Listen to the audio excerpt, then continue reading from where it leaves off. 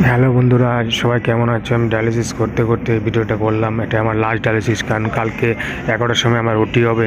ডাক্তারবাবু বললো আমার যেখানে কাটবে, কিডনি করবে, সেখানে মার্কও করে গেল, এখন কালো ব্ল্যাক পেন দিয়ে মার্ক করে গেল। সেটা তোমাদের সাথে পরে শেয়ার করব। আজকে আমার লাস্ট ডায়ালিসিস আরএন ঠাকুর হসপিটালে। দেখতে পাচ্ছ তোমরা, ডায়ালিসিস করতে করতে ভিডিওটা এডিট করছি, তোমাদের সাথে শেয়ার করছি আমার লাস্ট ডায়ালিসিস। আশা করি এটাই আমার জানি শেষ ডায়ালিসিস হয়, আর জানি নিতে না হয়, সব জানি ভালো ভালো হয়ে যায়। সবাই আশীর্বাদ করবে একটু। দেখতে পাচ্ছ আরএন ঠাকুরে ডায়ালিসিস করছি, বাট আমাকে কালকে ডায়ালিসিস দিনে একটা ডায়ালিসিস দিয়ে কালকে ট্রান্সপ্লান্ট করবে বললো। এমনি এমনি বাদ বাকি রিপোর্ট করালো, অনেক রিপোর্ট করেছে, অনেকটা জার্নি তোমাদের সাথে পরে শেয়ার করবো ভিডিওতে। তোমরা সবাই পাশে থেকো, এইভাবেই আমাকে সাপোর্ট করো, আর সবাই আশীর্বাদ করবে যেন ভালো ভালো ট্রান্সপ্লান্ট হয়ে যায়। কালকে আমার ওটি হবে, কালকে 11টার সময় আমার ওটি হবে।